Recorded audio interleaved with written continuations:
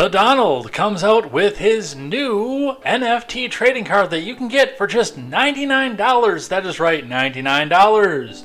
And you can get a NFT, a digital trading card with a picture of the Donald as a superhero. I don't think I need to say this is not official financial advice, but man, I wouldn't do it. But we'll talk about that and some of the actual round panning and worthwhile panning that came from this as well. And we'll go over some of that. In other news, Elon has changed the rules over permanent suspensions after it was found out that there is a Twitter account that follows his private jet. I kind of agree with Elon on this one, even though I'm not a big fan of permanent bans. I'm kind of in favor of this, but we'll talk about that, what happens with that, and what happens now. David DePape is ordered to stand trial. Apparently he is smart enough and sane enough to do so. I don't really think he is, but we'll talk about that and what that means. But he also had Tom Hanks on a hit list, which tells me that I do think that this was just a crazy person doing crazy things, but we'll go over that, what that means, and where we go from there. And Steven Crowder is out at the Blaze in a surprising twist that I don't think a lot of people saw coming. We'll watch the video, we'll read from the Daily Wire, and we'll talk about what's next for Mr. Crowder. It is going to be all this and more. We are back. I am Jay Edgar, and this is Contemporary.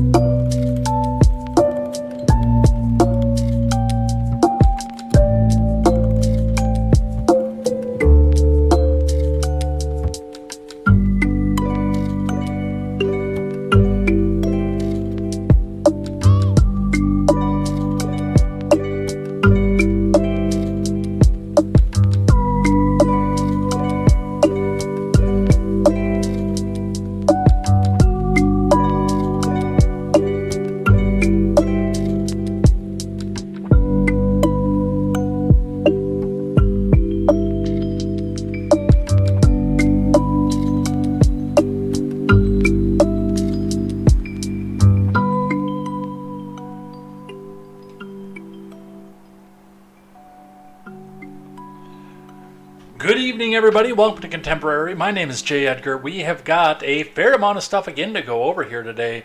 Although I think a lot of the program is going to be taken up by things that I like and things that I hate, which I've got 3 of each.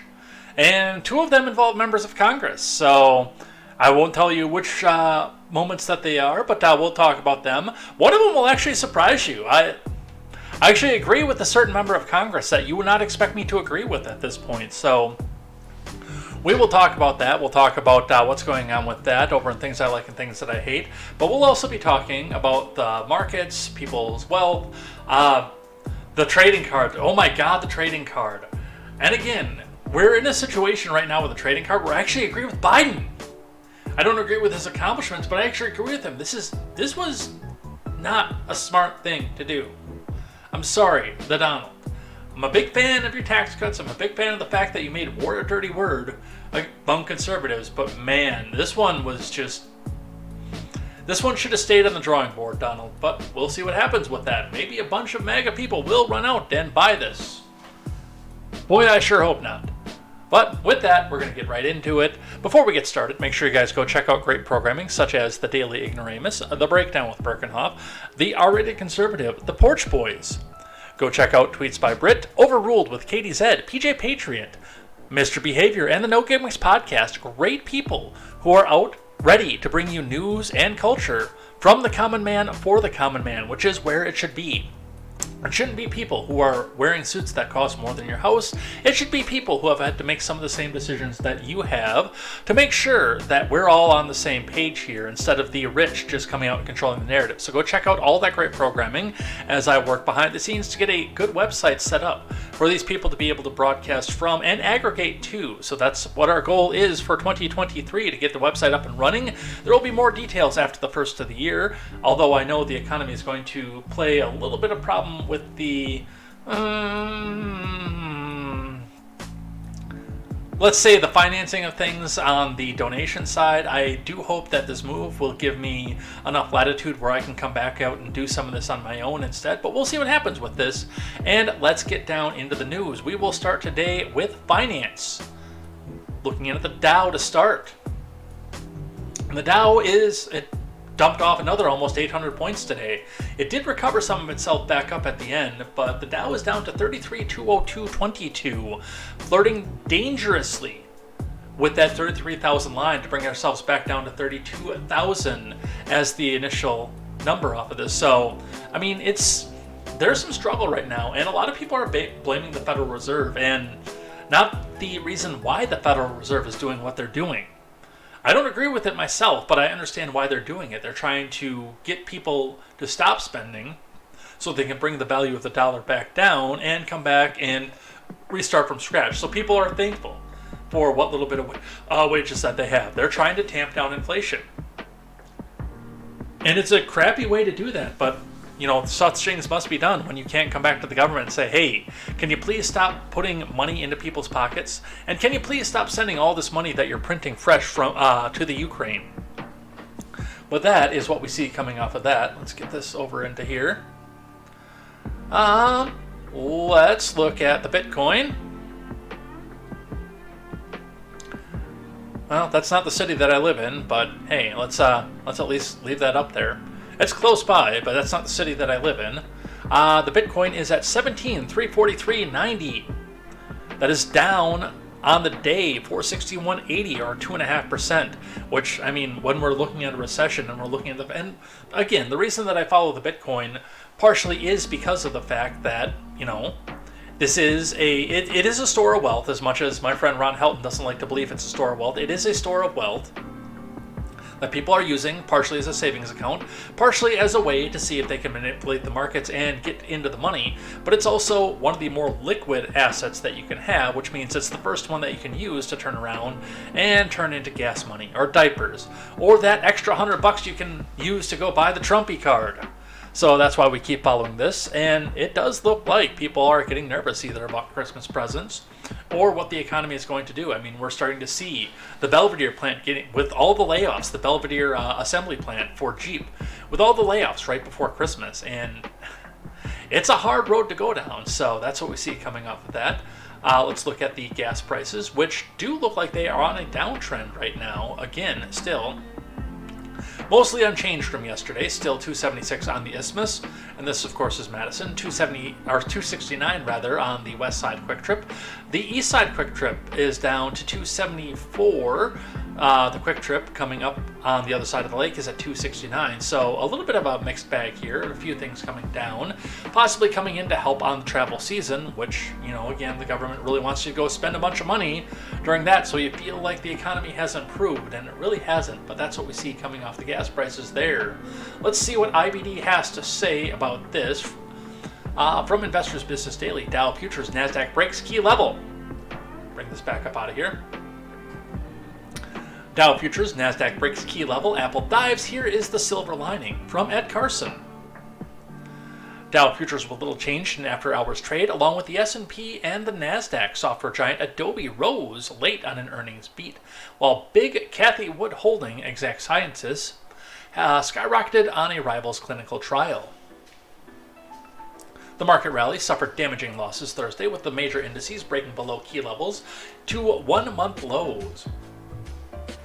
Blame a secondary reaction to the hawkish Fed rate hike outlook, weak U.S. and China economic data, various corporate news for Netflix and Nucor, and a bearish analyst call for NVIDIA.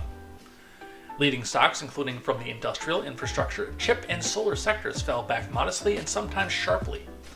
But the dark clouds contain a silver lining. The market is no longer tempting investors into taking new positions.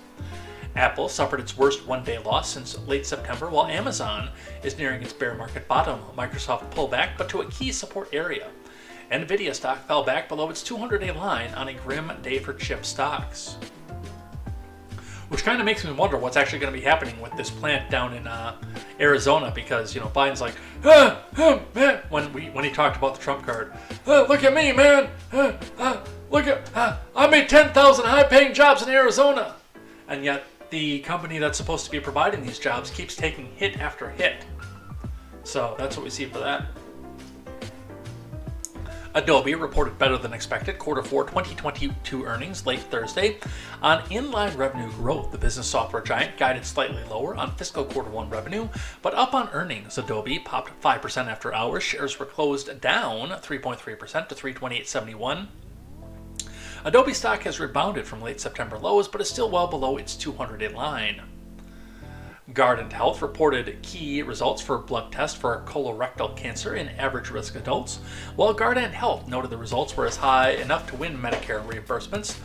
Guardant stock crashed more than 35%. Meanwhile, Exact Sciences shot up more than 20%. Exact Sciences makes Cologuard a stool-based DNA test for colorectal cancer.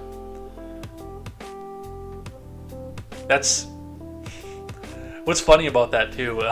My ex didn't have network TV when we moved in, when her and I started dating, but she got it because she knew that I enjoyed football, and then she wound up enjoying football too, more than she had before.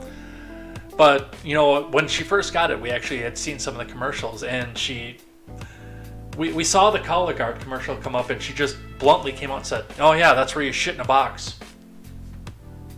Which is what it is. You shit in a box and send it to them. Global IT and consulting giant Accenture reports early Friday. Accenture stock closed down 3.4%, but found support at its 50-day line after falling back below its 200-day. Darden Restaurants earnings are also due on Friday morning. Darden dipped 0.7 to 142.95 on Thursday, but rebounded from near its 50-day line. The Olive Garden parent has a 149.90 buy point from a cup with handle base. So if you really want your Darden stock to go back up, go eat at the Olive Garden. On the futures, Dow futures fell a fraction versus fair value. The S&P and the Nasdaq edged lower. And remember, overnight action in Dow futures and elsewhere doesn't necessarily translate into actual trading in the next regular stock market session. So that's what we're seeing coming out of the markets. But I do have some bad news. This is an older article, but it was one that I was able to pick up from my friends over in the Real Off Hours server over on Discord. I think it was Grant that put it up as an MSN article, and then I went back and found the source material for this here. This is an op-ed from Rex Nutting, who has probably one of the most unfortunate surnames on the internet right now, but we'll move past that for a moment. Opinion: household wealth down by $13.5 trillion in 2022, second worst destruction on record. Now, with this being an op-ed, do keep in mind that this is the opinion of Rex Nutting and not necessarily the opinion of MarketWatch, Contemporary, Turns to Pages Productions, or your host, Jay Edgar. But we're going to talk a bit about this, and I'm actually a little bit curious to look at this and see why this is an op-ed and not an actual news article, because, I mean, you would think that something like this would be front page news. Let's read. American households lost about $6.8 trillion in wealth over the first 3 quarters of 2022 as the market shed more than 25% of its value, the Federal Reserve reported Friday in the government's quarterly financial accounts. Nominal net worth fell 4.6% to $143.3 trillion as the market value of assets fell by $6 trillion and liabilities rose by about $900 billion. Household balance sheets were propped up by a 10% increase in home equity, which is the greatest source of wealth for most American families. Yeah, I mean, that number could have been worse.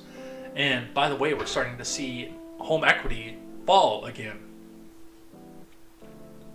But the loss in real wealth from January through September was about twice as large, 13.5% trillion in current dollars. After accounting for the rapid inflation experienced this year, inflation makes both debts and liabilities worth less in terms of purchasing power. The 8.6% drop in real wealth over 3 quarters is the second fastest decline on record. That data series begins in 1959. The only greater drop was following the financial crisis of 08 to 09. The wealth lost during the Great Depression of the 30s would likely hold the record if we had the data. Even after adjusting for inflation, real household wealth was about 10% higher than it was in late 2019, just before the pinko-pox pandemic hit. Household balance sheets in the aggregate remained in excellent shape despite the losses on Wall Street and the erosion of purchasing power. Wealth as a share of annual disposable after-tax personal income slipped slightly to 769%, but not far off the record 825% in the first quarter of the year. At $18.8 trillion, liabilities were just 103% of the annual disposable incomes, far below the peak of 136% seen in '08. Just as the housing bubble burst, in real terms, liabilities are lower today than they were back then, despite the much larger economy. Homeowners in particular were in good shape financially as September ended, with the equity in their houses rising to a near record 70.5% of market value from a record low of 46% in 2012. But if the home prices continue to fall as they've done in the past several months, homeowners without much exposure to the stock market will begin to feel poorer. What will happen to home prices and mortgage rates rise is a major unknown facing policymakers and homeowners alike. So, a lot of people are worried about this right now, and one of the things to pay attention to is there are people out there who might be ready to go back and throw in the towel and say, hey, it's time to retire, that now they can't because they lost so much off their 401k. So, we will see what happens. That's a staggering number. But even more staggering is the fact that this actually happened. I was a little surprised by this because as a marketing and branding strategist, the Donald is actually usually pretty good on stuff like this. But even I looked at this and I'm like, dude, what? But let's read. From Eyewitness News, WCHS, ABC 8, and Fox 11. Doesn't say where this is out of. Probably somewhere down south, given the current temperature that they have listed here. It's not Chicago, I can tell you that. Trump unveils digital trading cards that cost $99 each, just like a baseball card. From Alex Schemmel. Former President Trump indicated Wednesday that he had a major announcement to make this week, which he unveiled Thursday, was the launch of the official Donald Trump digital trading card. These limited edition cards feature amazing art of my life and career. Collect all of your favorite Trump digital trading cards, very much like a baseball card. It's the best baseball card, that's why it costs so much. But hopefully much more exciting, the former president announced in a post on his Truth social platform. The cards are considered non-fungible tokens, which are unique digital assets that cannot be copied or replicated and have exploded in popularity over the last several years. Really? Because I thought that whole thing was done right by now. Trump's digital cards are going for $99 each, but the purchases also includes entrance into raffles to win various prizes, such as signed memorabilia, a one-on-one Zoom call with the president, trips to his golf resort, dinner with Trump, and more. He noted in the video that the $99 price point doesn't sound like very much for what you're getting, adding that when you buy one, you become part of an exclusive community, his community, as Trump describes it in a video, which our good friend Ian Miles Chong, still gray, has provided for us. Let's listen.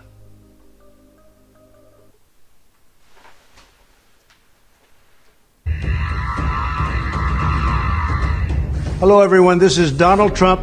Hopefully your favorite president of all time, better than Lincoln, better than Washington. Well, better than Lincoln is not a very high bar to clear.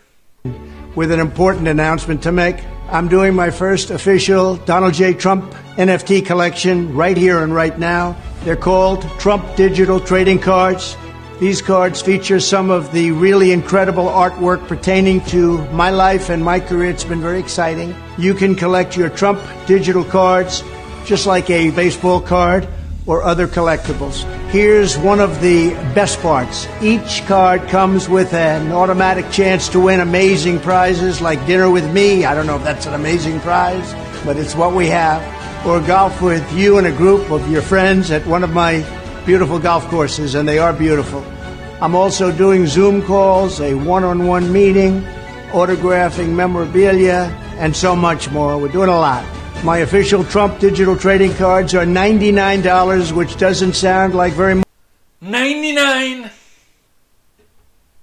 Much for what you're getting. Buy one and you will join a very exclusive community. It's my community, and I think it's something you're going to like, and you're going to like it a lot. They also make perfect gifts. So you can buy them with your credit card or crypto. All you need is an email address.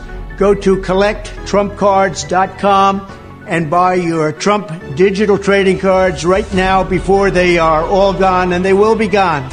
This is my first official Trump trading card NFT collection, and you get a chance to meet me. Go to collecttrumpcards.com right now, and remember, Christmas is coming, and this makes a great Christmas gift. No purchase necessary. Void where prohibited.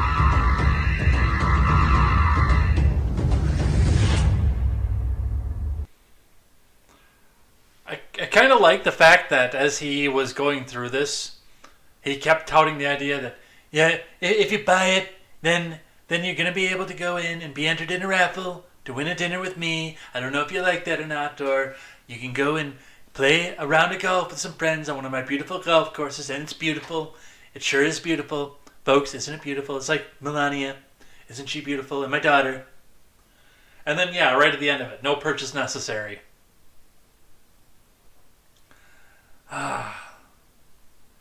Are you slipping in your old age, Donald? Again, I'm a big fan of some of the things that the guy's done.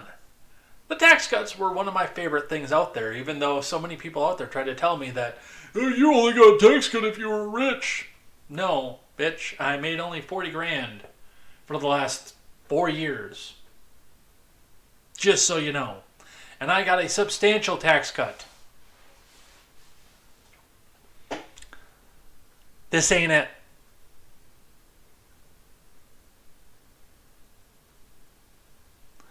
CCG Bryson tweets out, Trump's major announcement was about digital trading cards. Can we be honest about that being a letdown? Yeah.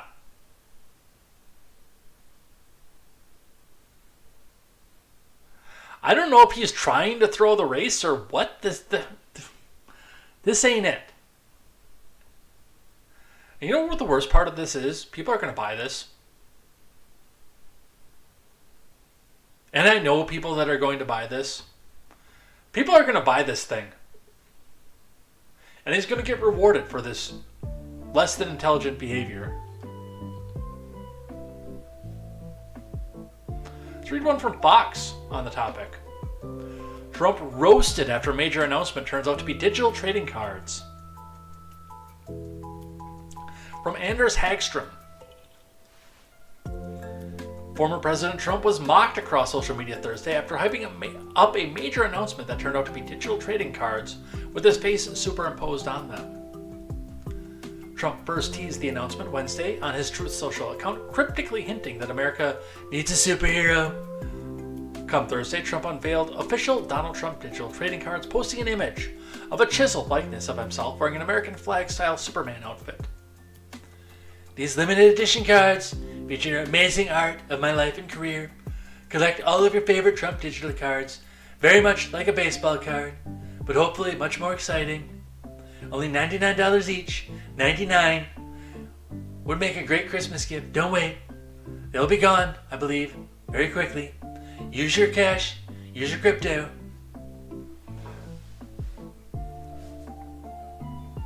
The announcement prompted dismay and laughter on social media almost immediately, with Trump fans and critics alike poking fun at the former president.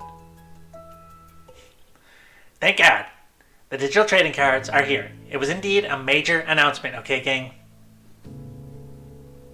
Says Ben Shapiro. Alyssa Farr Griffin, a former Trump aide, turned one of his top critics, took the opportunity to compare how Trump was spending his day to how Ron DeSantis was. Because that's astroturfed.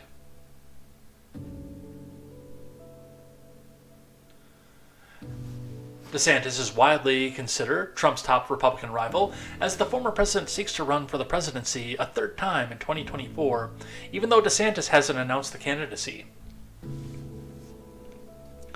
While Trump was announcing his card collection, DeSantis was signing legislation cutting traffic tolls for commuters.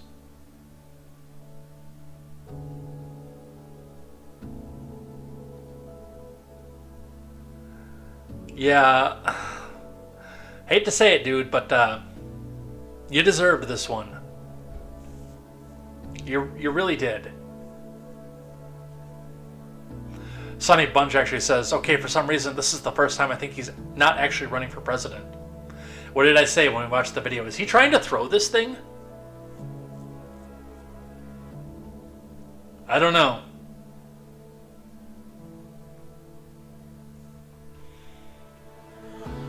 Even Biden got one in there, and it wasn't a good jab, but it was, for the mental capacity of Joe Biden, it was a good jab. Biden mocks Trump's major announcement of digital trading cards, from Brett Samuels. President Biden on Thursday mocked former President Trump for teasing a major announcement that turned out to be a new line of digital Trump trading cards. I had some major announcements in the last couple weeks too. All right, let's see what's going on here. Inflation's easing. Lie. It's not easing. It just looks like it's easing because now we're compounding on top of outrageous inflation from last year. I just signed the Respect for Marriage Act.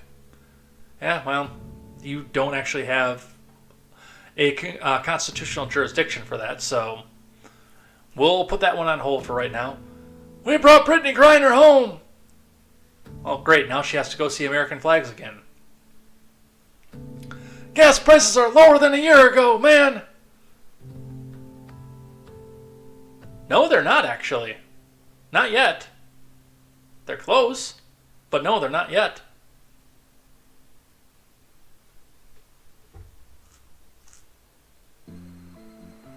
Uh, 10,000 new high-paying jobs in Arizona. I'll believe that when I see it too.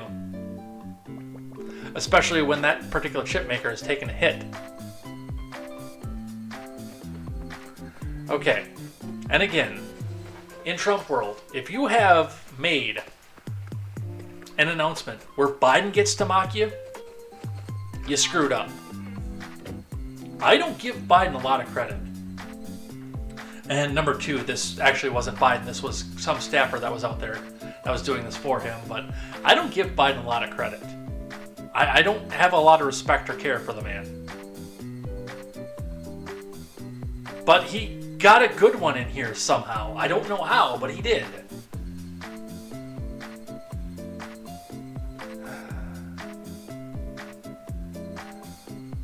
And again, the worst part is I know people who are actually going to buy this stupid thing.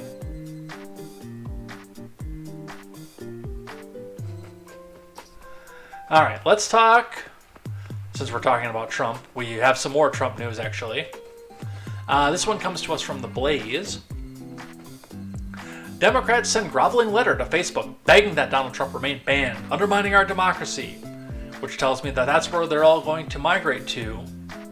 And most of them probably have a Boomer Book account anyway, because Twitter is failing and we can't find ourselves another haven. From Chris Enlow. Do we actually have a copy of the letter? No, we don't.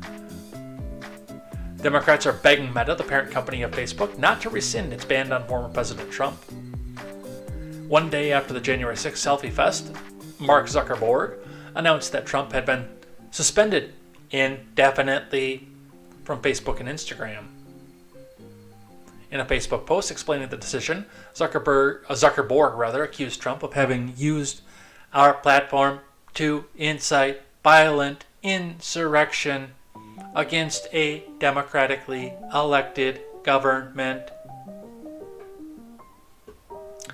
A Meta Oversight Board later upheld Trump's ban, extending it for 2 years from the original suspension. The earliest date it can be overturned is January 7th, 2023.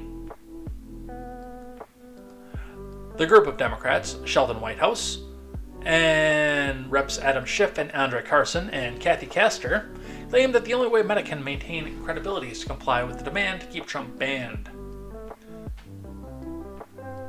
For Meta to credibly maintain a legitimate election integrity policy, it is essential that your company maintain its platform ban on former President Trump, the lawmakers wrote in a letter to Nick Clegg, president of global affairs at Meta. Guess what? We can read it. A little bit lengthy, so we'll kind of skim through it a little bit and see what we've got.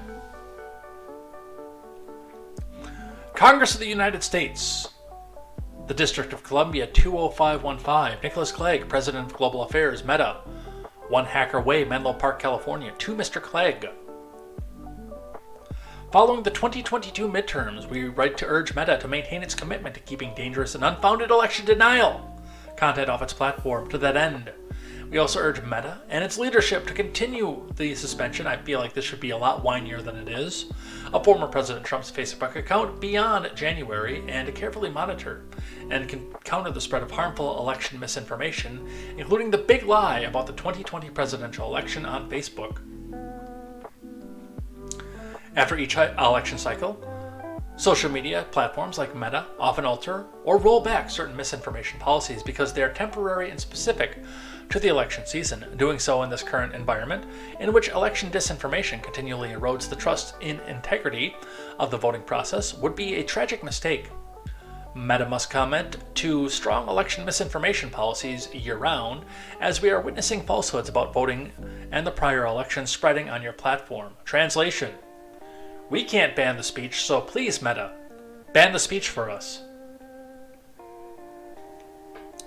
Meta has previously taken concrete actions to fight falsehoods and misinformation regarding elections, such as Facebook's adding labels on election-related posts and promoting reliable information in 2020 and 2021, which was an important step in countering the proliferation of election misinformation on the platform.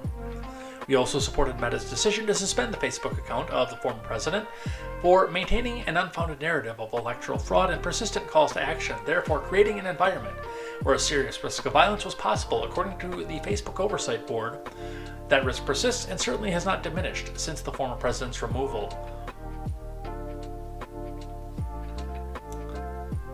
You're about to be investigated into the ground, and this is what you're spending your time on? Seriously? I'm actually going to grab this letter here. I'm going to drop this in the Discord. So if you guys want to read that, that's going to be over there. Let me put this up in general chat. And you got to read this thing, I mean, in its entirety for itself. It's whiny. And it is signed Adam Schiff, Sheldon Whitehouse, Andre Carson, with no signature, and Kathy Castor.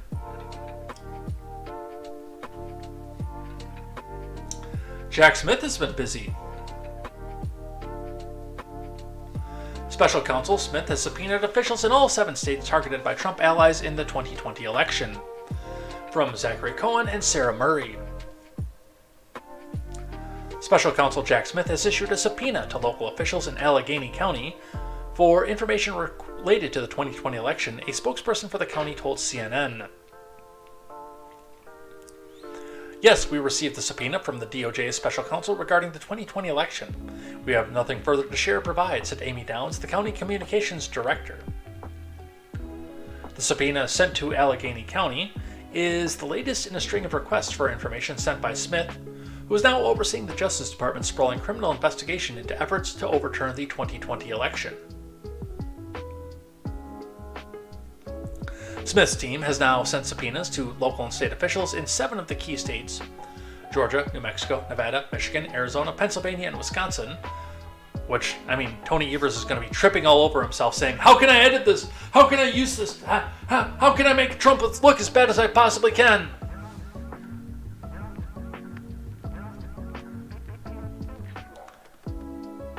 Targeted by former President Trump and his allies as a part of their bid to upend Joe Biden's the editorialization once again. I'm not going to read that editorialization this time. Honk honk. Those efforts including putting forward slates of pro-Trump electors and filing baseless lawsuits that never got heard by any court. CNN reported this summer that the DOJ issued numerous subpoenas and was seeking information in all 7 states where Trump campaign convened the false electors as part of the effort to subvert the Electoral College. In November of 2020, Trump's campaign team fought in court to throw out over 10,000 absentee ballots in Philadelphia and Allegheny counties that were missing dates or names. Those attempts were rejected by Pennsylvania's Supreme Court. Although a lot of that was happening in Colorado, in District 3 this past year. which argued, in its opinion, that while constituting technical violations of the election code, the mistakes do not warrant the wholesale disenfranchisement of thousands of Pennsylvania voters. So it's against the law, but it's not against the law enough for us to actually do anything about it. Man, I wish that they had that idea about speeding tickets. The worst part is, around here I actually have to be careful about how I drive. In November of 2020, Trump's campaign team fought in court to throw out over 10,000 absentee ballots in Philadelphia and Allegheny. We did that one already. Allegheny, Pennsylvania's second largest, helped carry President Biden to a 81,000 vote victory in the state. The recent subpoenas came as a group of election security advocates called for Smith and other federal agencies to investigate a series of voting systems breaches in multiple states carried out by allies of Trump after the 2020 election. The group has requested a federal probe into what it calls multi-state conspiracy to copy voting software, pointing to reported breaches in Georgia, Michigan, and Nevada. So, they're going to do something about this. I don't know what it is. I don't know what they're going to find. And I don't really actually think that they're going to come up with something. But there is also a grand jury probe from Bloomberg. That is, by the way, Ron Helton's favorite publication from his favorite politician. Trump's special counsel subpoena shows new grand jury in place through March. From Zoe Tillman. DOJ Special Counsel John L. Jack Smith's latest subpoena shows the investigation into efforts by former President Trump and his allies to undermine the 2020 election results is before a newer grand jury in place at least through March of 2023. A subpoena received earlier this week by Brad Raffensperger refers to a different grand jury than the one listed in document request issued by the special counsel in November. Grand jury number 22.5, which was impaneled on May 18th and heard January 6 related evidence through the fall, has expired, according to Lisa Clem, a spokesperson for the Federal District Court in Washington. Partially because they don't have crap. The grand jury cited in the Raffensperger subpoena 22-7 was impaneled on September 15th for a 6-month term, Clem said. That means the latest grand jury connected to the January 6th Selfie Fest will be active, available to consider evidence and return indictments well into the new year. Grand juries operate in secret, but subpoenas provide glimpses behind the scenes, unlike prosecutors, court staff, and grand jurors who are prohibited from talking about what happens, even though that's going to leak. Subpoenaed individuals typically are allowed to share information about their participation. The first known subpoenas bearing Smith's names are dated November 22nd, showing the January 6th Selfie Fest pressed ahead after A.G. Garland appointed him on November 18th. Raffensperger's subpoena is dated December 9th. Subpoenas went to state and county officials in battleground states that President Biden won: Arizona, Georgia, Michigan, Nevada, New Mexico, Pennsylvania, and Wisconsin. So again, I mean, they've already had one open and close, so I don't know what they expect to come out of this, but I mean, if you listen to all the paid shills over on Twitter, they expect something to come out of it. They think for sure, we got him this time, he's going to jail this time. Let's talk about somebody who may not have broken the law, but actually did do something that I think is rather creepy and maybe stalkerish, and maybe could be a call to action. From CNBC, Twitter suspends account dedicated to tracking Elon Musk's private jet. From Ashley Caput,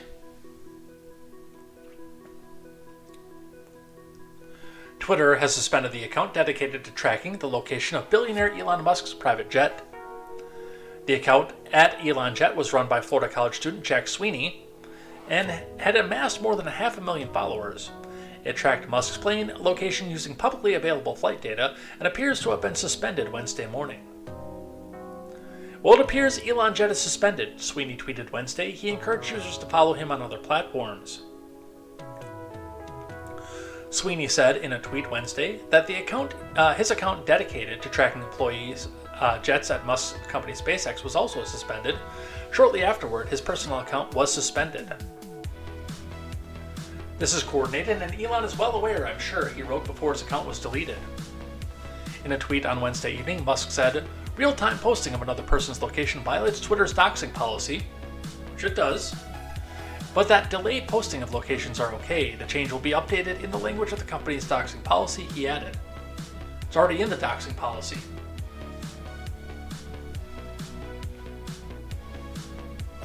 Sweeney told CNBC that he started the Elon Jet account in June of 2020 because he was a fan of Musk's work at Tesla and SpaceX, where he's CEO of both companies. "Even now, my dream car is definitely a Tesla," Sweeney said.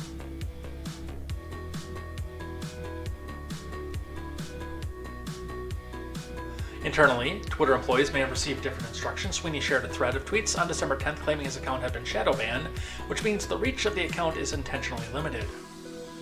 He said an employee sent him a screenshot of the company's vice president of Twitter's Trust and Safety Council, asking to place heavy visibility filtering on Elon Jet. The Trust and Safety Council was disbanded on Monday. So, I want to talk about this for just a second. And my big thing, now again, number one, this is all publicly traded, publicly available information. You can get this information if you look for it. The problem that I have with this is and yes, I understand that what I'm about to say is going to be both sides of them, but think about this and think about what Twitter did with the Pelosi stock tracker. For instance, they shut that down. Again, what's on the Pelosi stock trader on that account is publicly available information, just like this. And the same people who are crying foul over the fact that Elon got butthurt and did this were the people who were cheering when the Pelosi stock tracker got taken down. And the big thing to think of is, again, if you think about if this was going the other way, if you were tracking, and especially given the fact that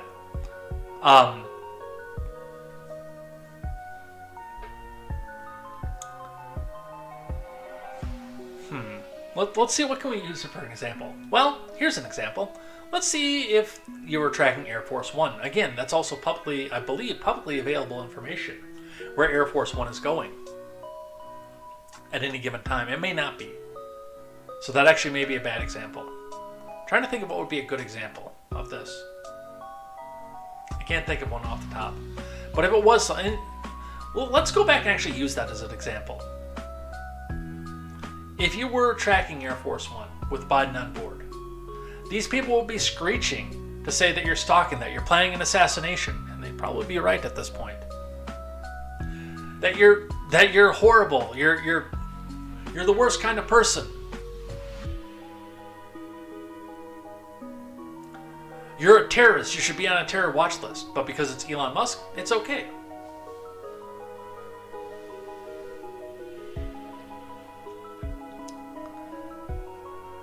And I am my big thing is doxing. That's one of my big pet peeves in the world. In fact, again, as I pointed out to you, the only real way you can get banned out of my Discord is to whip out your wiener, take a picture, and post it in the Discord, or dox somebody else or yourself. I do want that to be a place where you can share controversial ideas and discussions, and not fear real world repercussions. That's why I have that rule. Trust me, there are a lot of people out there, especially on Twitter right now. I've made a lot of people mad on Twitter just today, who would love to see me lose my livelihood, lose my job, lose my life, and would love to go and release my personal information. That's a part of the reason that I don't use my last name online. Partially because it's also tied to my sister and my parents, who did not decide to enter the political sphere. I did. That's why the reason I don't use my first name is completely different in that point, but it's kind of in the same vein.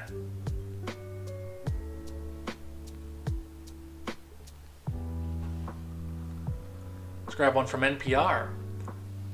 Twitter has changed its rules over the account tracking Elon Musk's private jet.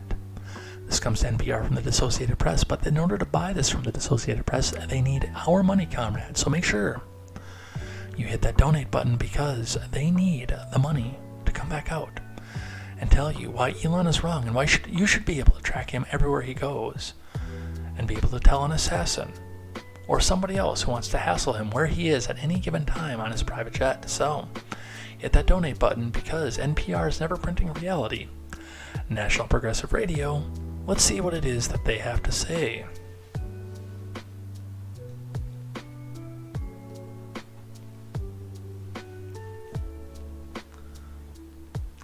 Twitter on Wednesday suspended an account that used the publicly available flight data to track Elon Musk's private jet, despite a pledge by the social media platform's new owner to keep it up because of his free speech principles. Then, hours later, Musk brought back the jet tracking account after imposing new conditions on all of Twitter's users. No more sharing of anybody's current location, which I actually think is a good thing. But shortly afterward, the account was suspended again, and that came after Musk tweeted that a crazy stalker had attacked a car in LA carrying his young son. He also threatened legal action against Jack Sweeney, the 20-year-old college sophomore and programmer who started the Elon Jet flight tracking account, and organizations who supported harm to my family. It's not clear what legal action Musk could take against Sweeney for an account that automatically posted public flight information. Before Wednesday, the account had more than 526,000 followers.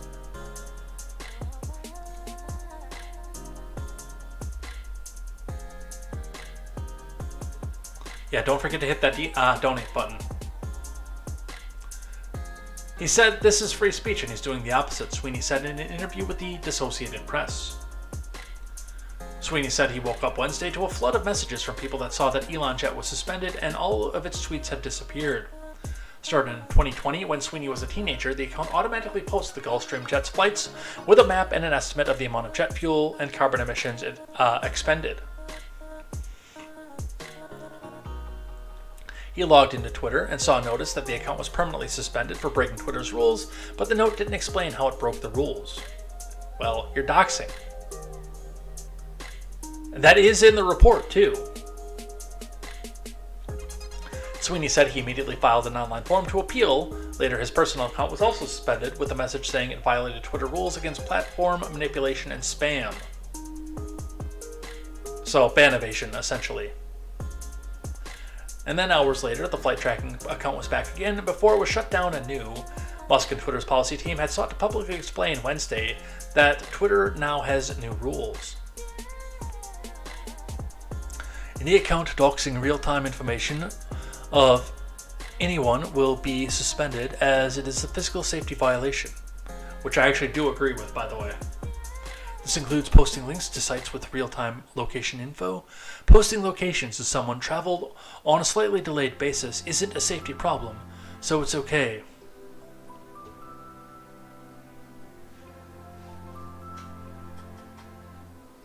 For Sweeney, it was the latest in a long-time tangle with a billionaire. The University of Central Florida student said Musk last year sent him a private message offering him $5,000 to take the jet tracking account down, citing security concerns. Musk later stopped communicating to Sweeney, who never deleted the account. The exchange was first reported by tech news outlet Protocol earlier this year.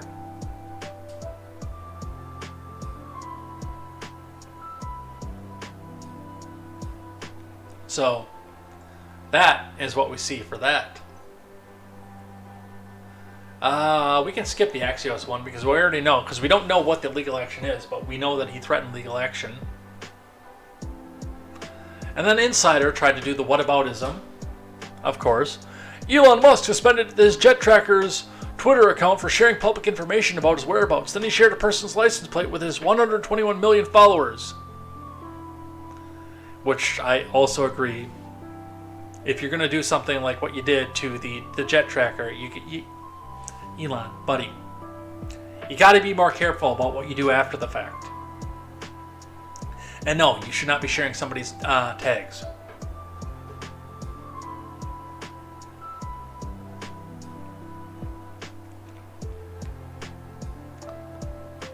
From Grace Dean. Twitter owner Elon Musk suspended a horde of accounts run by Private Jet Tracker for sharing public information about the whereabouts of both him and other public figures. But hours later, Musk himself tweeted a video showing the license plate of an alleged crazy stalker. Twitter's rules, released this month, prohibit users from posting people's private information without their express authorization and permission. The rules prohibit the sharing of home addresses, live locations, and phone numbers, but don't directly refer to the license plate, so it's unclear whether Musk breached the policy. Whether or not he did, which, I mean, if it doesn't say license plates, he didn't, it's still not a good idea, dude. Come on. After taking ownership of Twitter in late October, Musk was quick to shake up the platform's content moderation policies. A proponent of free speech, Musk celebrated his purchase of the site by tweeting that comedy was now legal, but it was soon mocked after he suspended a series of accounts impersonating celebrities, including him. So, one thing to remember about Elon is, I mean, he came out screaming and saying he was free speech. But it's not going to be free speech. It's going to be up to his whims, just like it is in any other point, in any other social media platform. It is up to the whims of the owner and the trust and safety team. You are at their mercy when you sign up for their sites. It is a private company.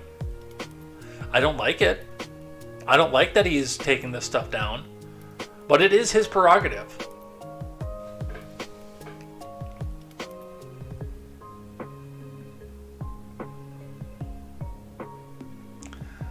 But of course, with this, the left, our friends to the left, really can't find a new home for their hatred.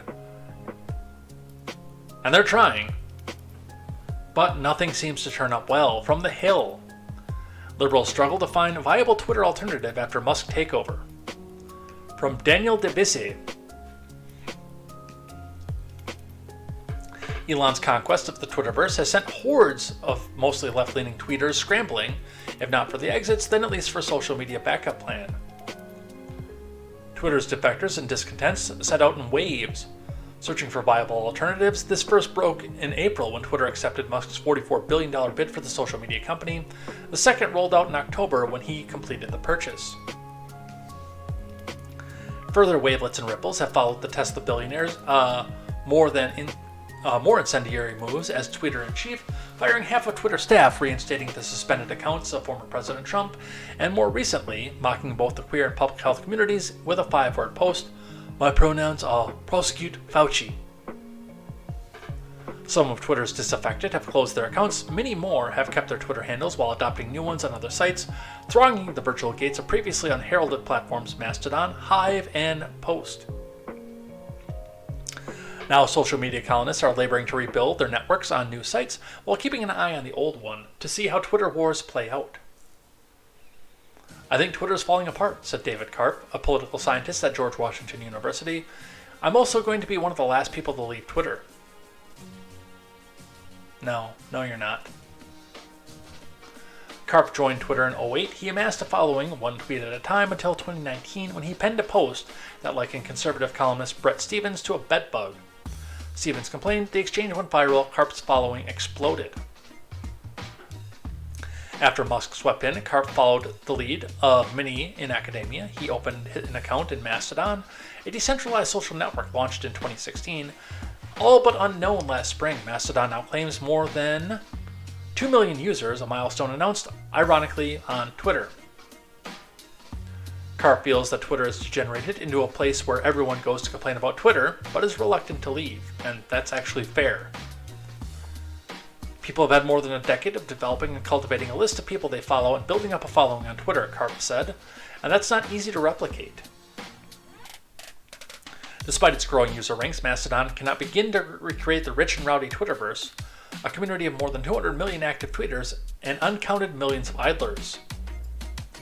Yet Mastodon has captured a raft of headlines and quotient of snob appeal, garnering write-ups in The New Yorker and The New York Times, a former newspaper.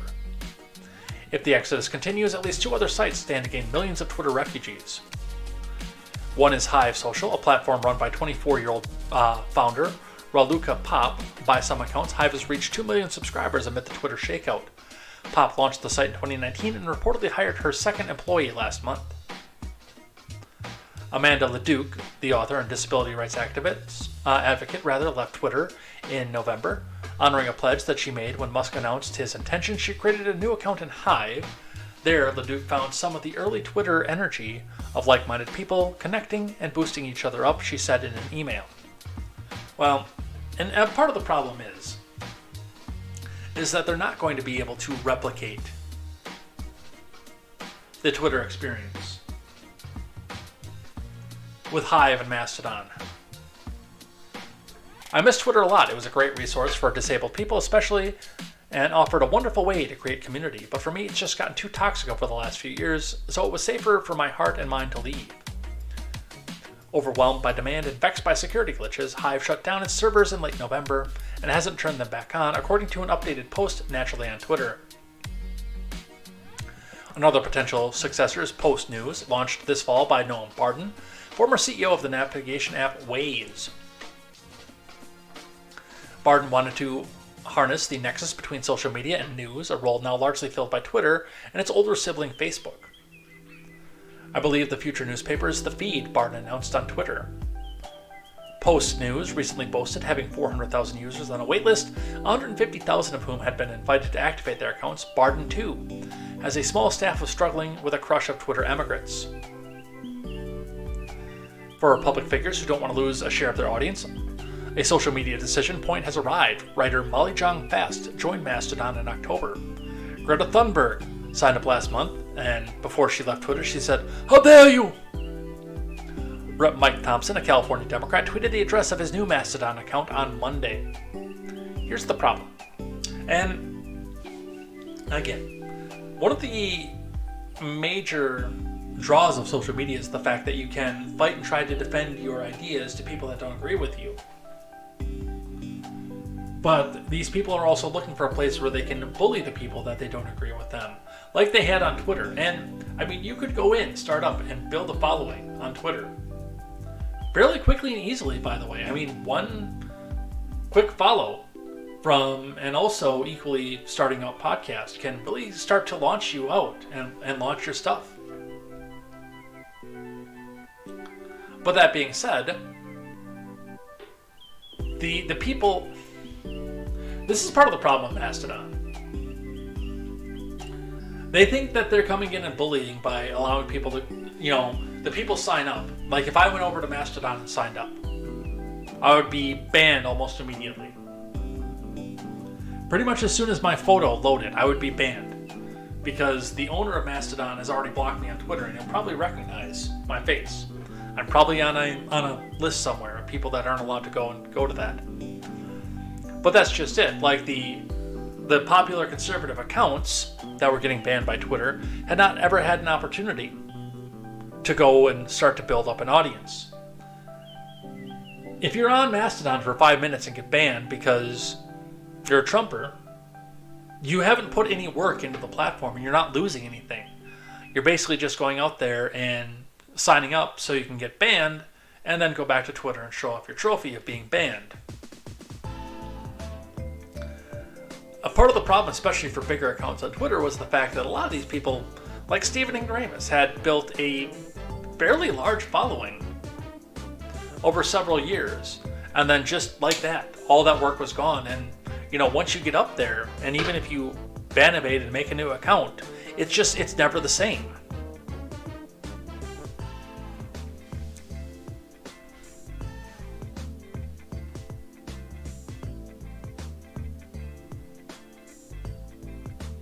So, but yes, they really can't find an alternative because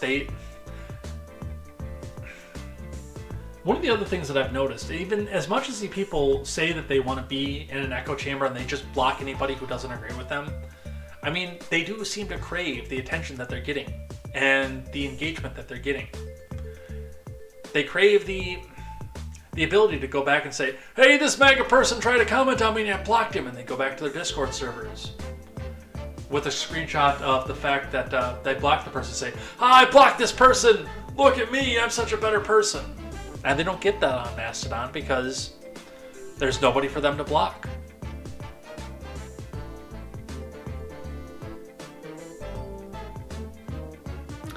Some more Twitter stuff from Old Guard Twitter. Former Twitter employee sentenced to more than 3 years in prison for spying for Saudi Arabia. From Kevin Collier.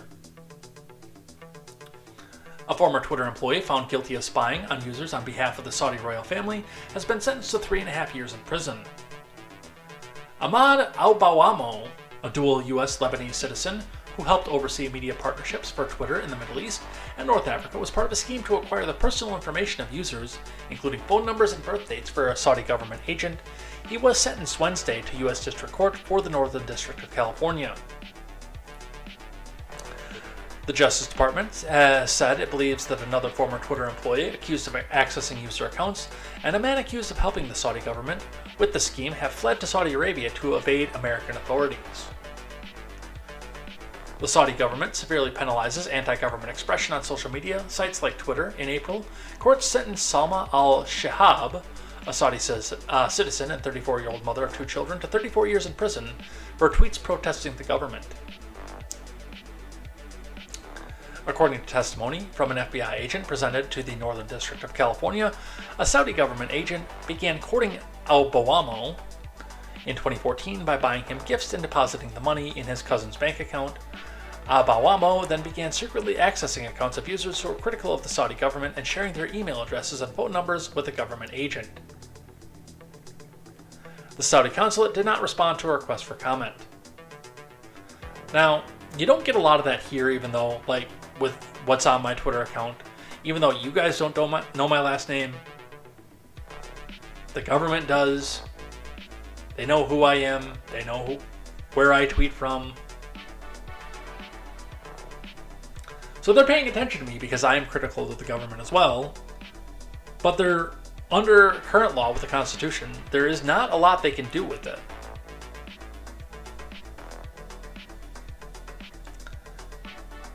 But when you start getting into foreign governments, and that's what this guy was looking for, he was looking for Saudi people who were critical of the government so he could turn around and give their personal information to the government. And I'm sure that, like, let's see, what was the name of this one? Yeah. Salma al-Shihab. I'm sure that she was tweeting under an alias or a page name or something. Like, not actually, she wasn't tweeting as Salma al-Shihab. But he found out who she was and turned that information over to the Saudi government.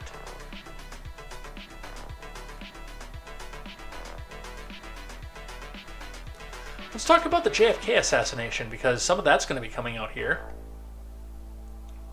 From ABC News, trove of JFK assassination records released by the National Archives. From Alexandra Hutzler and Justin Gomez. More records related to JFK's assassination were released Thursday through the National Archives. The agency released 13,173 documents containing new information, stating now over 97% of records in the collection are publicly available. Originally, the National Archives said 12,879 documents were being released, but later updated the total due to last-minute additions. President Brandon authorized the release of the documents, but will continue to block some materials from public view until June 30th, 2023, claiming releasing them now would result in identifiable harm. I agree that the continued postponement of public disclosure of such information is warranted, that to protect against an identifiable harm in the military defense intelligence operations, law enforcement, or the conduct of foreign relations that is of such gravity that it outweighs the public interest in disclosure, Biden said in a memorandum released on Thursday afternoon. Yeah, we're never going to know everything that happens about this, and the intelligence people went through every single last one of these documents to make sure that it just seems like Lee Harvey Oswald was not working at the behest of anybody else other than his own crazy self.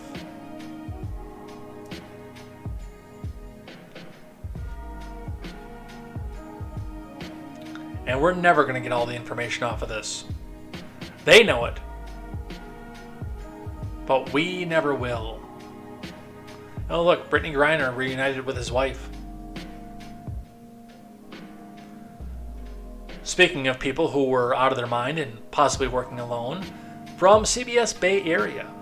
Update, David DePape ordered to stand trial in violent assault of Paul Pelosi. With no author given. After hours of testimony, including 911 call audio and police body cam video, David DePape was ordered on Wednesday to stand trial in all charges stemming from the terrifying October home invasion assault of Paul Pelosi.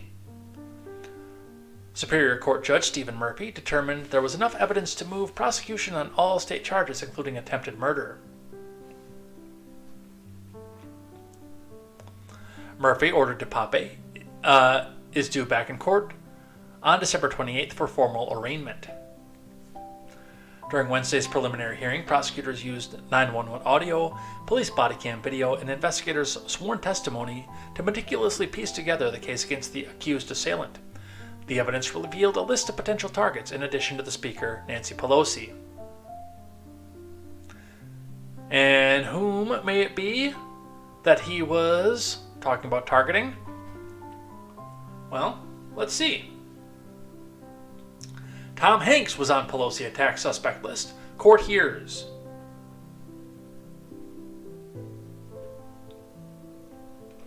From Max Matza.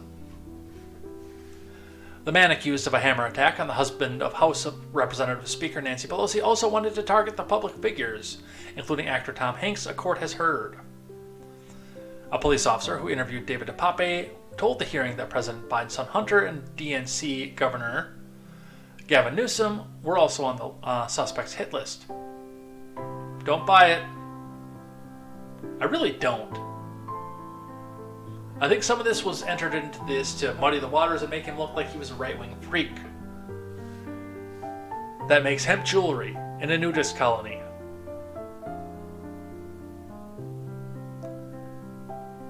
Now, the Tom Hanks thing I could have bought, but now that they're bringing other prominent Democrats into this, I'm like, no, I don't buy this. I don't buy a word of this. This is a fall guy.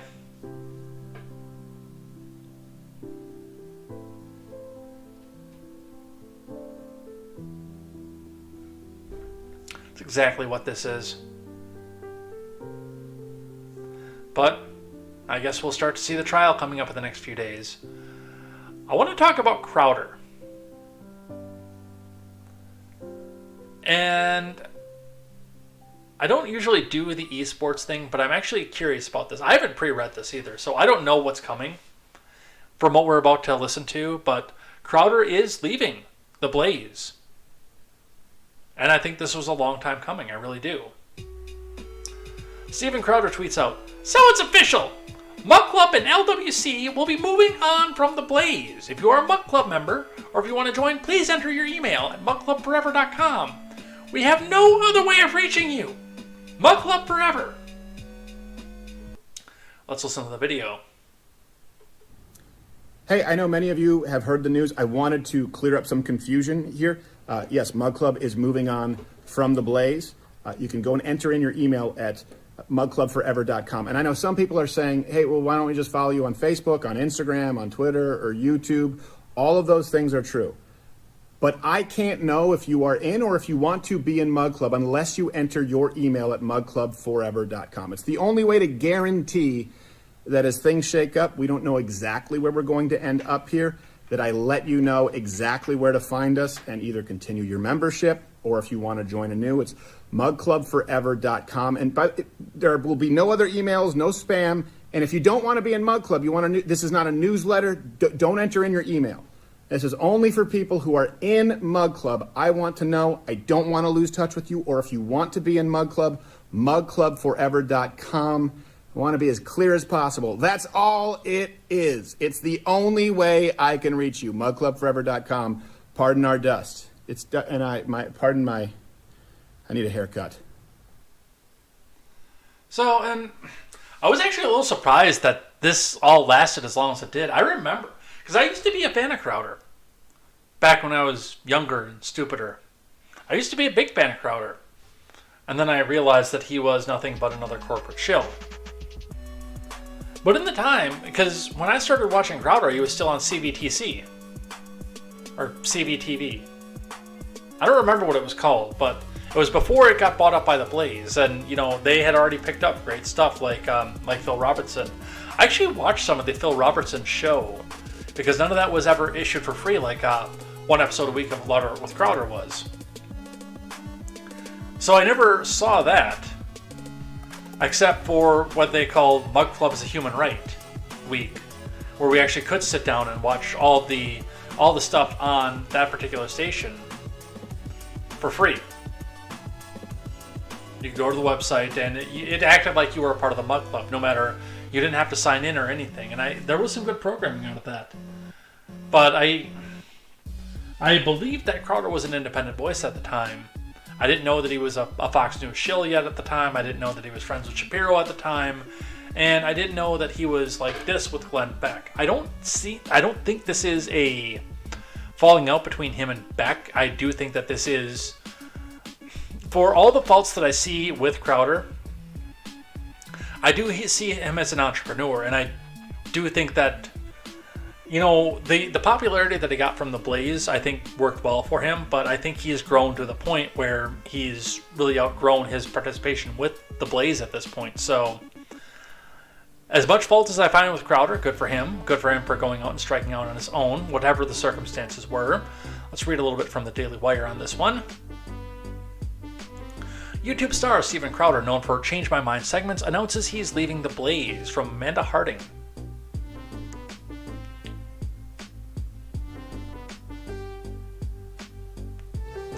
Louder with Crowder host Steven Crowder announced Thursday that he's leaving the Blaze after 4 years.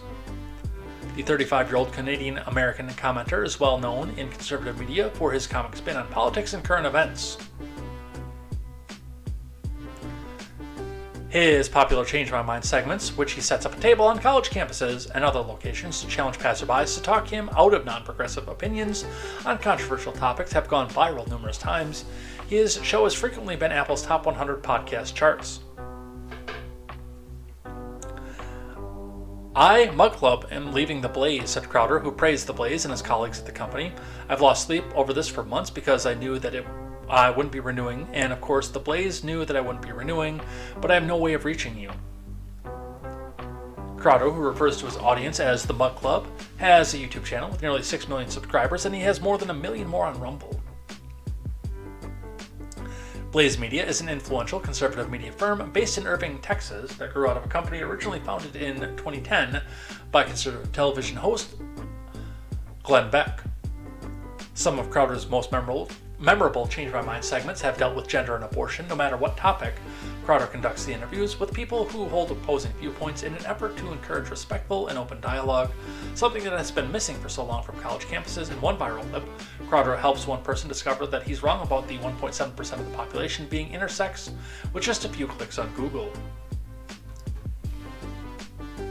Crowder invited fans to sign up at mugclubforever.com, which was back up after what Crowder described as a targeted DDoS attack.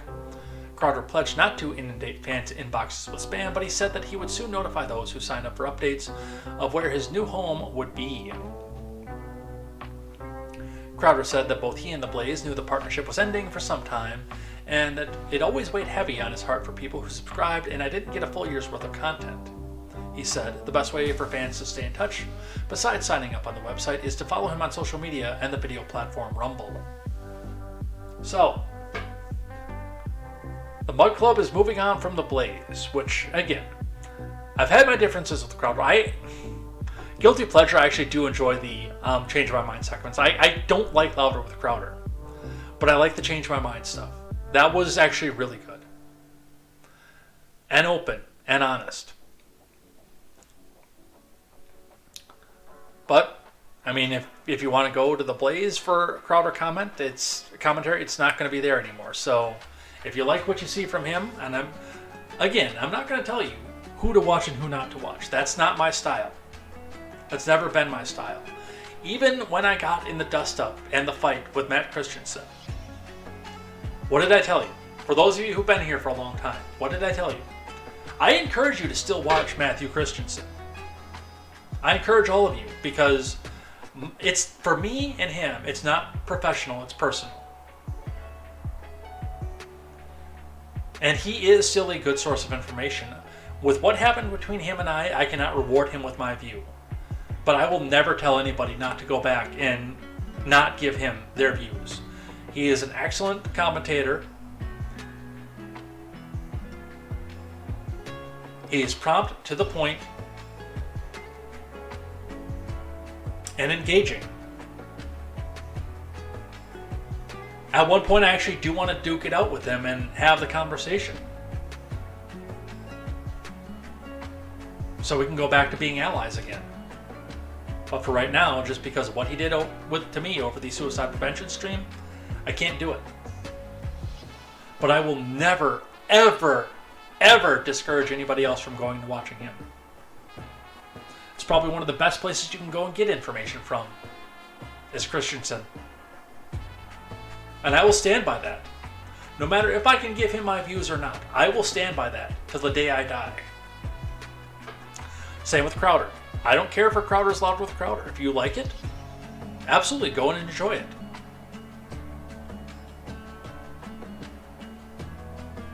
So I do hope the best for him going forward. Corporate shill or not, I do hope the best for him going forward. And the last one, before we do things that I like and things that I hate, and I have 3 of each, by the way, comes to us from The Blaze. House Democrat claims the words pedophile and groomer discriminate against LGBTQIARMIGITBOLEAIM712RAPOUXTYARAMYM plus minus sexual orientation. From Chris Enlow. And I guess my first question with that is, I mean, if you're really having this much of a problem with it, are you admitting to something? Are you admitting you're trying to groom? Katie Porter complained Wednesday that terms like pedophile and groomer are rooted in bigotry and discriminates against the LGBTQIRAMIGITBYOURPMLTAXTBYAM sexual orientation and gender identity. The shocking comments came during a House Oversight and Reform Committee hearing that featured testimony from survivors of last month's mass attack at Club Q and LGBTQIRAMAGTBYAUTLM7129482Y65 nightclub in Colorado Springs. That was perpetrated by a person who was a member of the LGBTQIRAMAGTBYAXTBAMR7Z plus minus sign 7 community.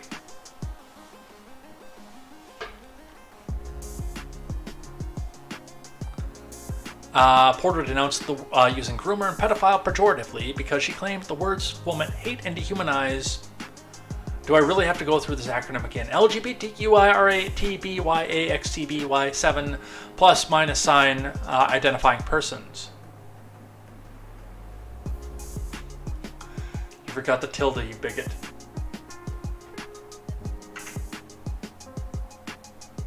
Oops, not that one. That is just for you, Gaines. Let's listen to what Katie Porter has to say. This allegation of groomer and pedophile, it is alleging that a person is criminal somehow and engaged in criminal acts merely because of their identity, their sexual orientation, their gender identity. So this is clearly prohibited under Twitter's content, yet you found hundreds of these posts on the platform. Your team filed complaints about these posts, correct? Yes. And how often did Twitter act to take down these posts, which violated its own content policy?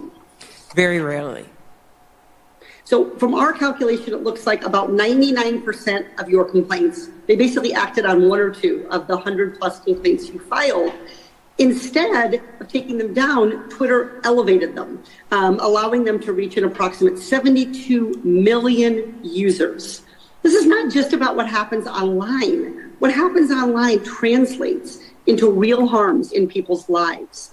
Ms. Popcock, you provide services to a community that experienced a devastating LGBTQ attack. Can you provide some examples of the link between speech online and attacks against providers like you?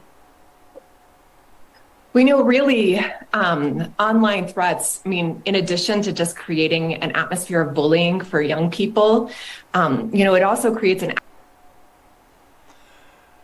And the problem, again, that I have with all of this is there are some people out there that just use the term groomer interchangeably with anybody who is a member of that community. And I'm not going to go through the acronym again, you guys. But there are people out there that do that. But for the most part, if you're saying groomer, you're talking about people who are legitimately out there trying to indoctrinate kids. It is not about that ideology. It's about legitimately indoctrinating kids. So, if you got a guilty conscience, let's hear about it right now. All right, let's do a few things that I like and a few things that I hate. And one of the things that I like is going to actually surprise you because it's going to be me agreeing with a politician that I normally make fun of a lot. But we're going to start with this here. From the Blaze. Don't run Joe. Progressive ad pleads with Biden not to run in 2024. From Andrew Chapados. A campaign called Don't Run Joe is making waves after a left-wing group, Roots Action, published a statewide New Hampshire ad pleading with President Biden not to run for a re-election in 2024. The ad shows a variety of voters concerned that Biden's approval ratings are likelihood of defeating Republicans like Trump or DeSantis are very low. Others express his unwillingness to properly push a progressive agenda forward. We can't afford to lose the White House to a Republican who could defeat the status quo Joe, said one of the voters. It's absolutely critical that we don't allow a Republican to win the White House in 2024, and other ads. From in front of a mansion, because of course, another voter says that the threat of the GOP has become all too obvious, the stakes could not be higher. And I like this for a couple reasons. Number one, it does show that there is not enthusiasm for Joe Biden. Plain and simple. As much as the mainstream media tries to prop it up, there's none. He's done. He's finished. He's over. They try desperately to make it all about Joe, but it's not there.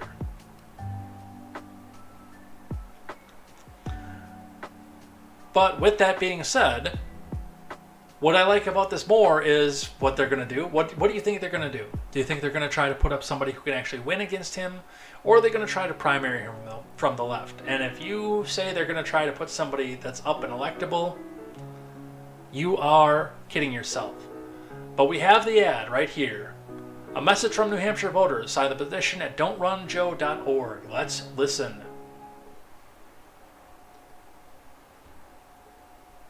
Oops. Let's unmute it first.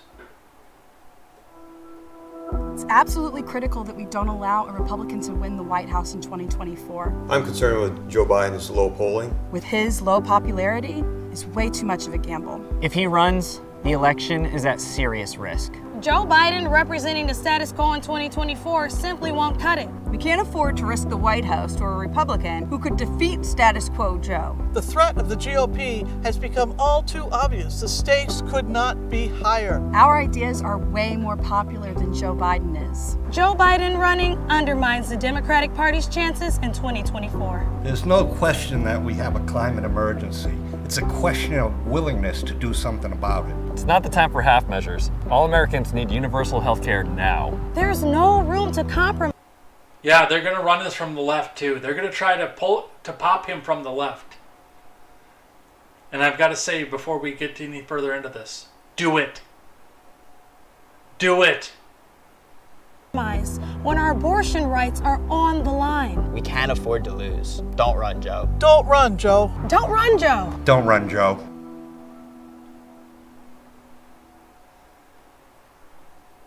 There's no enthusiasm for him. But the worst part is even if the DNC puts him back up and they suspend all the primaries, they're still going to vote for him. And here's the big question that I have for the progressives, the left-wingers.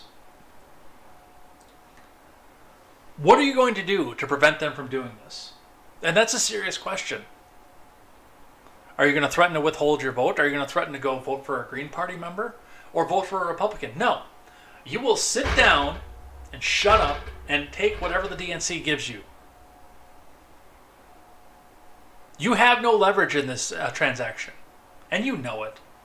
You can make these PSAs to try to change the primary outcome, but when it all comes down to it, you're just going to sit there, you're going to check the box, and you're going to say, we got to have a Republican.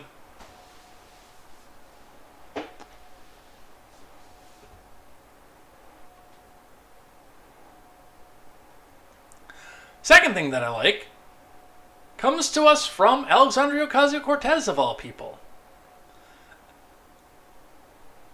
Alexandria Ocasio-Chavez tweets out, for the first time, papi, in our nation's history, the U.S. recognized its role as a colonizing force, okay, papi? The Puerto Rico Status Act lays out a process for the island to decide its own future. It doesn't favor statehood, independence, or free association. It favors statehood, by the way. It allows Puerto Ricans to choose, okay, papi? And what's going to be amazing about this is going to be when they don't choose the way that Cortez wants. But let's listen to what she has to say on the floor. Thank you, Madam Chair. Before I begin today, I would like to begin my remarks by expressing solidarity with other U.S. colonies, colonized people, indigenous communities, and descendants of the enslaved. Today represents a historic moment. While Puerto Rico is not the United States' only colony, it is its oldest. Today, for the first time in our nation's history, the United States will acknowledge its role as a colonizing force and Puerto Rico's status as an extended colony. The Puerto Rico Status Act begins a process for Boricuas to decide their own future. And in this bill... So wait, did she just write the speech so she could use the rolling of the R to try to tell us all that she's actually Hispanic, as if we didn't know? We have made historic and unprecedented gains. Never before have terms for independence and free association been so clearly defined, including ramifications for citizenship. This bill excludes the current unsustainable colonial status. It clarifies that U.S. birthright citizenship and transmission of citizenship remains the same in any event of status selection. It provides 10 years of compensatory finance in the event of free association. And it also includes an agreement to international election observers over the course of a plebiscite. This bill has also achieved historic and unprecedented multi-party agreement on the island, including representatives from the independence, statehood, and Movimiento Victoria parties. These gains are critically important to codify in precedent here in this House. And I also want to acknowledge that rightfully some of the criticisms of what is not in this bill. It is not perfect. But we have fought tirelessly to expand the transparency where previously there was less, and there is still more to go. It does not address reparations. It does not address the issues of Act 20, Promesa, and Luma, but I am confident that in solidarity... All right, I can't listen to you anymore. As far as this goes, this has actually been a little bit of a bug and a sticking point for me for a little while. Now, we've got Guam, Puerto Rico, Virgin Islands. There's another one. There's a fourth major territory that we have, and I can't think of it right offhand.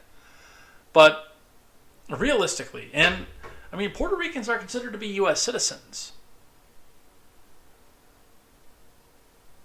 But I'm a big fan, if you do have to participate with the government, which I am not a fan of in and of itself, you should be able to do so with the full slate of constitutional protections and constitutional ramifications involved. And I do accept the fact that, and I actually know people from Puerto Rico who don't want to be a part of the U.S. The ones that did emigrated. They left the island and they came to the mainland. And they moved up here and they got jobs.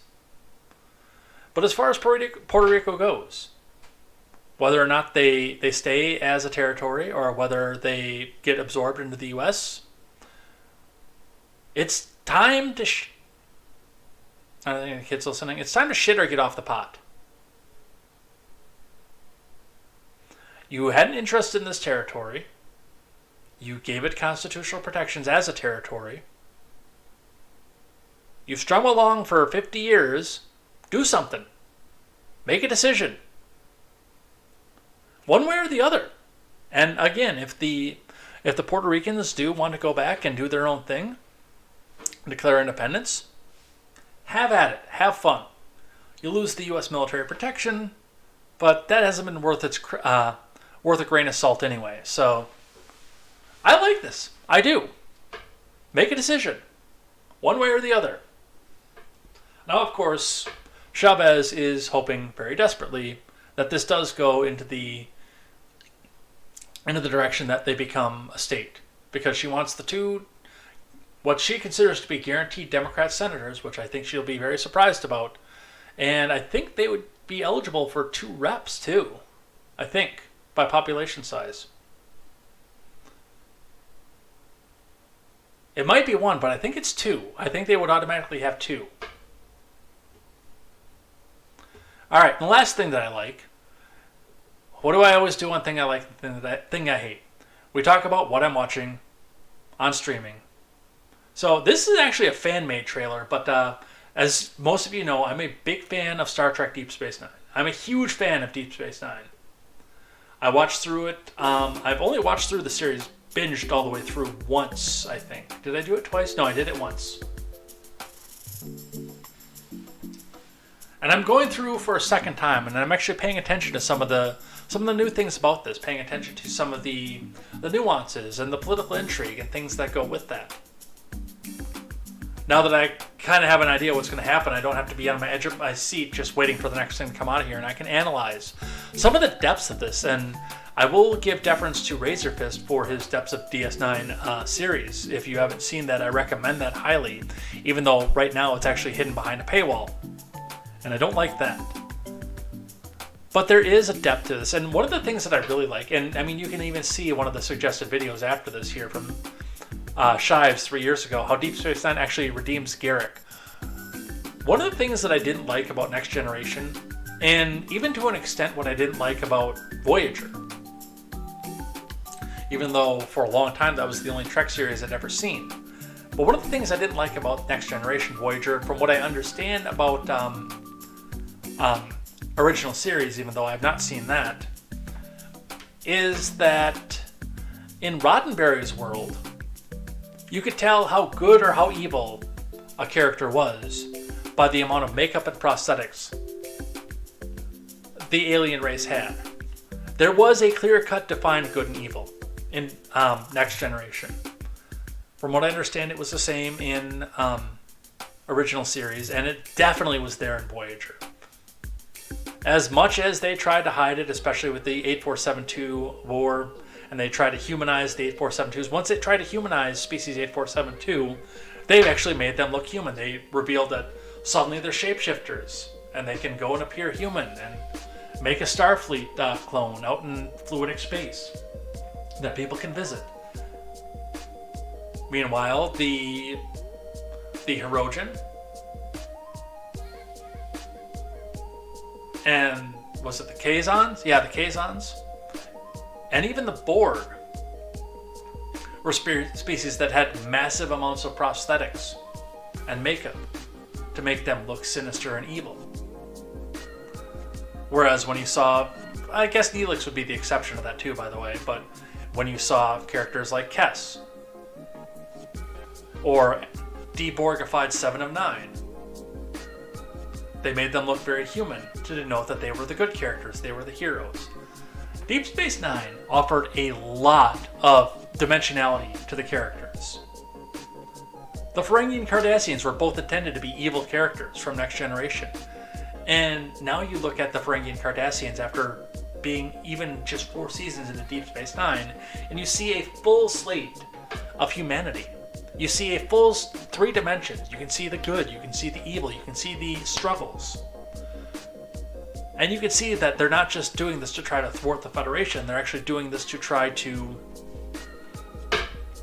be better for themselves. They even humanized the genetically engineered Jem'Hadar as they grew free will.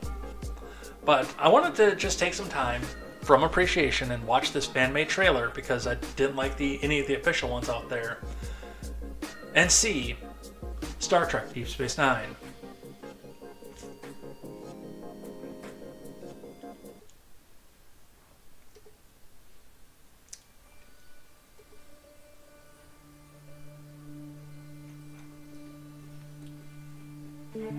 I've been made aware by Starfleet of your objections to this assignment. One who does not wish to be among us is to be the emissary. Welcome, Commander. The prophets await you. You, Father Cisco. Commander, it is time.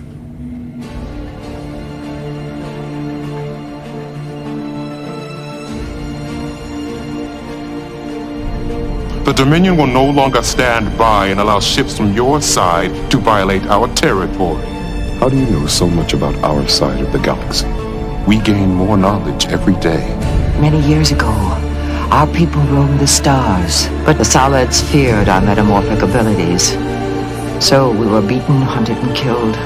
You belong to the Dominion, don't you? Changelings are the Dominion. There's no need for a suicide run. They're showing us how far they're willing to go. Chief, lock a tractor beam onto a ship. Acquiring data formation. Ensuring galaxy Attack weapons. Full impulse. Fire at will. We have 2 Jem'Hadar ships closing after us.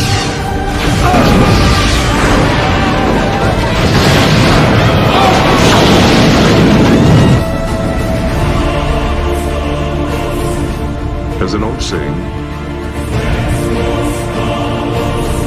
fortune favors the bold. I guess we're about to find out. This war isn't over. Your sacrifices, our sacrifices, and I promise I will not rest until I stand with you again.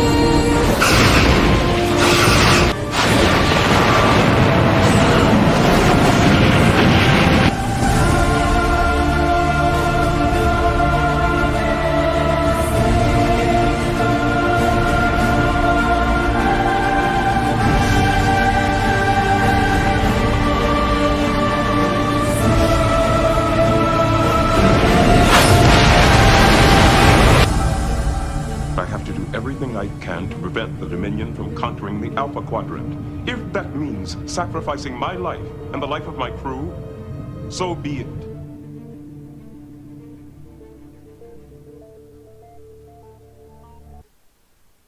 So if you've never checked this series out, then I'll admit that I didn't until I was 32.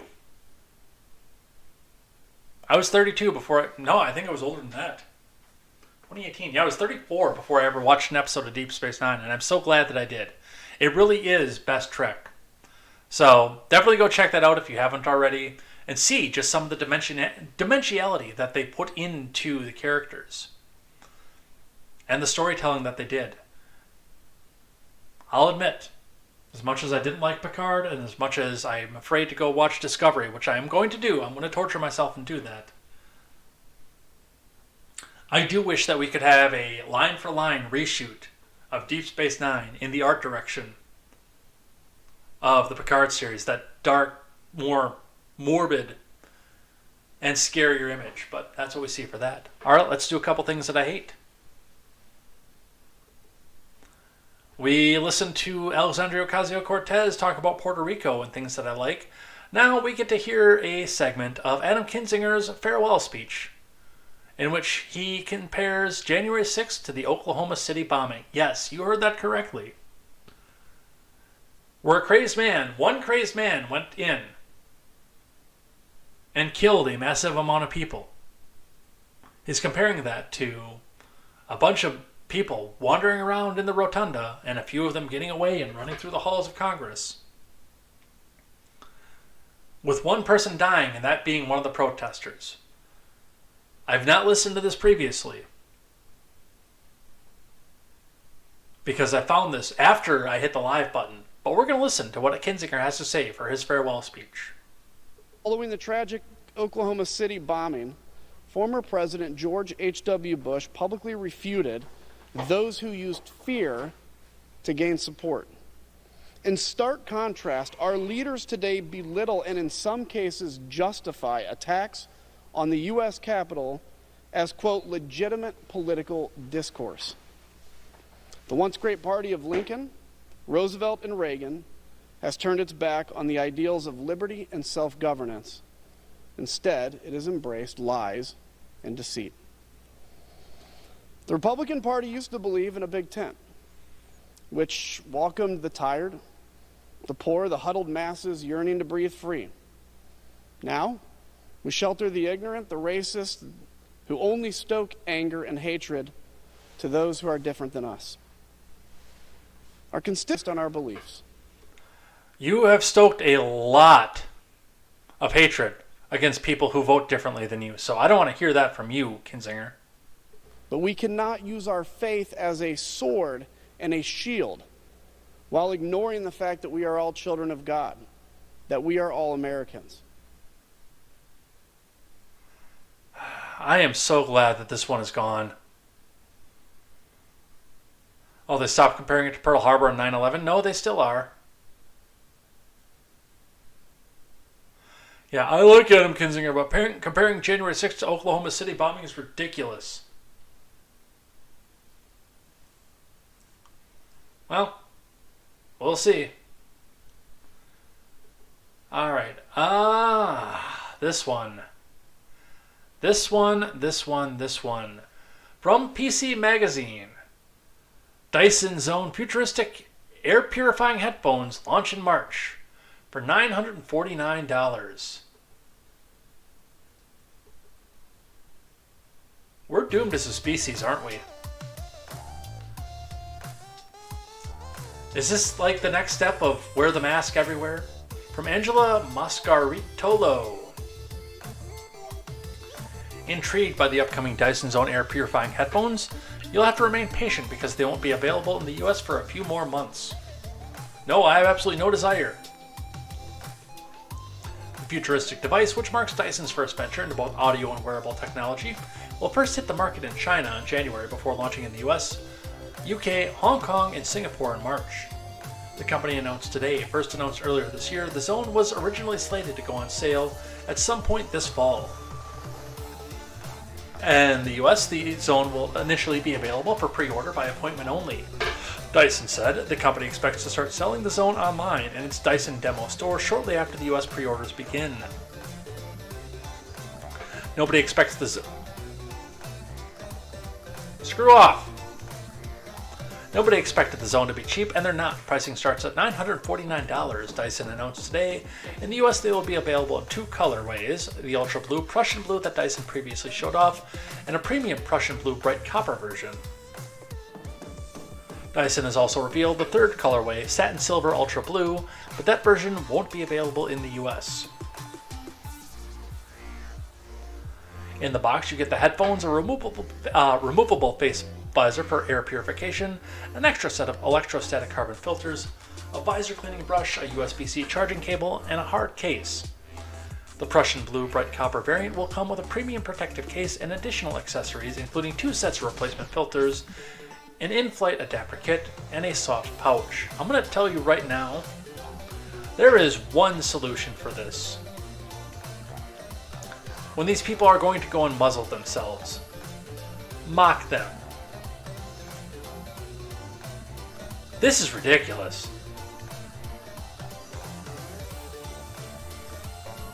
But this is where we are as a species.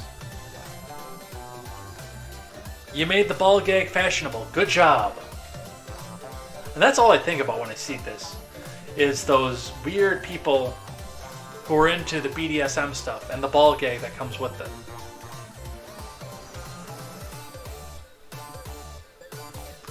Alright, and the last thing that I hate comes to from the people who are controlling the narrative. This is not green check verified, but I did want to point this out because there is the argument that we always bring up of the CDC talking about defensive gun uses and how they far, far outweigh gun crime in this country. But the Reload reports emails show CDC removed defensive gun use stats after gun control advocates pressured officials in private meeting because they got sick of getting their asses handed to them by people who pointed out the fact that there are 3 million plus defensive gun uses in this country. The CDC deleted a reference to a study it commissioned after a group of gun control advocates complained it made passing new restrictions more difficult. The lobbying campaign spanned months and culminated with a private meeting between CDC officials and 3 advocates last summer, a collection of emails obtained by Reload show. Introductions from the White House and Senator Dick Durbin's office helped the advocates reach top officials at the agency after their initial attempt to reach out went unanswered. The advocates focused their complaints on the CDC's description of its review of studies that estimated defensive gun uses happened between 60,000 and 2.5 million times per year, attacking criminologist Gary Kleck's work of establishing the top end of the range. That 2.5 million number needs to be killed, buried, dug up, killed again, and buried again, Mark Bryant, one of the attendees, wrote to the CDC officials after their meeting. It is highly misleading, it's used out of context, and I believe it has zero value, even as outlier point in honest DGU discussions.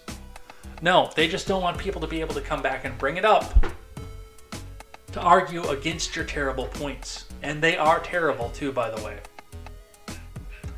Control the information, control the narrative, control the people is what this is.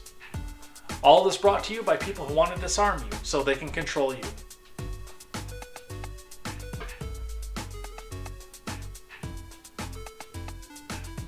I hate all of this. I hate every little bit of this. This article is posted in the Discord, by the way. Alright, now I'm fired up.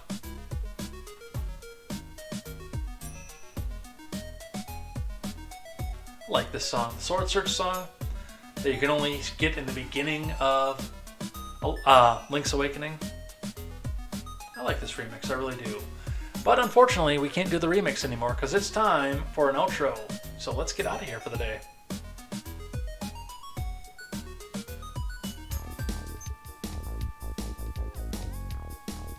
Alright, so with that, we're out of here for the night. Thanks everybody who came by and chatted in the live chat. There's been a little bit. It's been a slower night again, but you know, we're getting used to a new schedule and people changing around there. And you know, it was good to have a morning show, but unfortunately, work schedules don't work around that. We will be back here tomorrow, and I will say a thank you to everybody who did chat in the live chat. It'll probably go a little bit quicker than it has in recent weeks, but thank you everybody. Thanks everybody who came back and commented on the back end as well, for the people who've come back and watched the replays on all the platforms, and we do have replays available on all the platforms. If you are on Twitch, stick around. We're gonna go raid somebody. Who else here?